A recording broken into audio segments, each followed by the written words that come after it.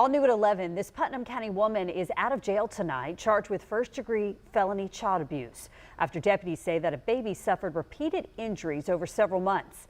Investigators say the child had 10 potential fractures before turning 1 year old. Tonight, family members who now have custody are speaking out in an interview you'll see only on First Coast News. Our Christina Burgess has been following this story. And Christina, some strong remarks today from the Putnam County Sheriff. Heather, the sheriff says that this case was full of deception and lies by the suspect in order to protect herself. Tonight, the boy's family says the 1 year old is doing better, but they believe more charges should be filed.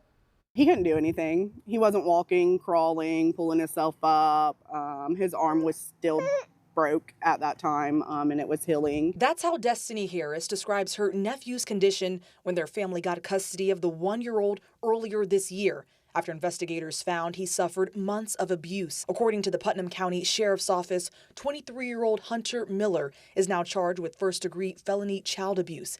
Harris identified Miller as the baby's mother. Deputies say the case began in November when Miller took her child to St. Johns County emergency room with a broken arm. She told investigators someone dropped the child inside a home, but investigators say surveillance video later showed that never happened, and the person Miller blamed was cleared by police. The sheriff's office says medical records and forensic analysis revealed the child may have suffered up to 10 fractures in less than a year. When he initially came into the hospital, he had 2 bruises on his right butt. He had bruises on his mid-back, as well as a 2-inch by 1-inch dry scabbed abrasion on his back. He was found to have a right humerus fracture, a mid-shaft fracture to his arm, the right femur, the left femur, the right fibula, the right tibula, the left tibula, the distilled left tibula.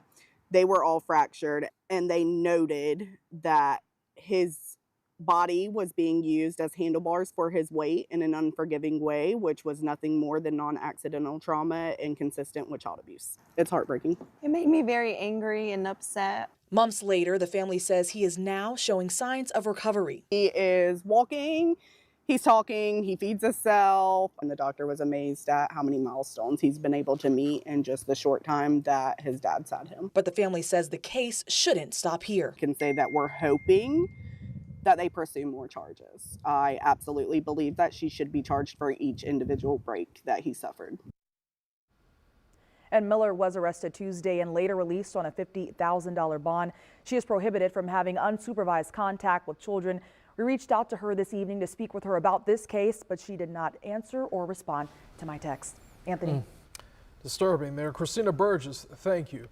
Tonight, Jacksonville police are looking for the suspect who killed a tow truck driver while he was repossessing a car at a Jacksonville apartment complex. A colleague at Oliver Towing confirmed the name of the driver is Oliver Lopez.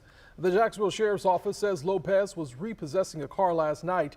Then the owner confronted him. A fight broke out and Lopez was shot and killed. Police say the shooter left the scene before officers arrived. Tonight, JSO is still searching for that person. If you know anything, you can call Crime Stoppers. Remember, you can remain anonymous at 866-845-TIPS. New tonight, we are working to learn why a principal in the St. Johns County School District is currently on paid leave. Tonight, the district confirming that the Trout Creek Academy principal was placed on leave last week. In a letter sent to the principal, the school says it does not plan to renew the principal's contract for next school year. Now, the principal is not allowed on any school property at this time. Again, we are working to learn more about why the principal was removed.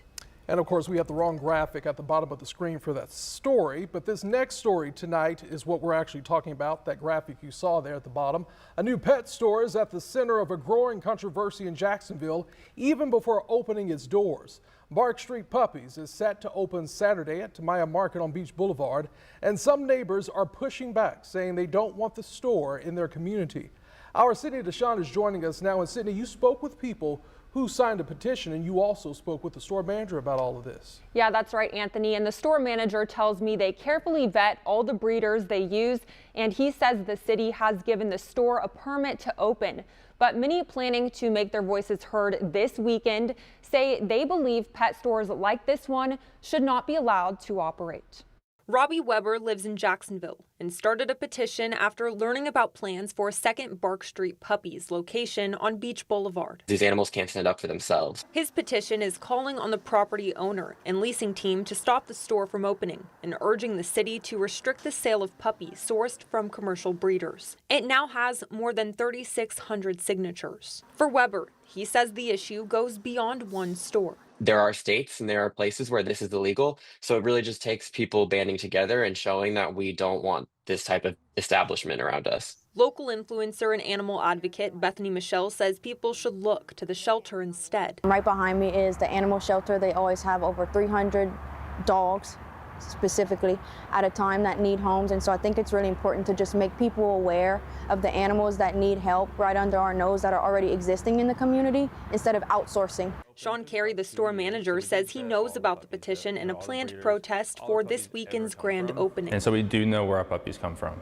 and they always come with all their up-to-date shots, and we always get them vet checked when we do have them. In this post from May of 2025, Animal Care and Protective Services says pet shops have to have a City of Jacksonville permit. Carey says they have one. All the breeders we use, we've actually personally have been to all these breeders. We know the exact conditions, we know of everything. Bark Street Puppies has an F rating with the Better Business Bureau based on failure to respond to complaints and the length of time it's been operating. The BBB's website shows 3 complaints have been filed in the last 3 years. Carey invites anyone with concerns to stop by. We are very transparent about everything about our puppies. So we do welcome people to always come in and just ask the questions. Now, I did reach out to the property owner for a comment and the mayor's office, but we have not heard back at this hour.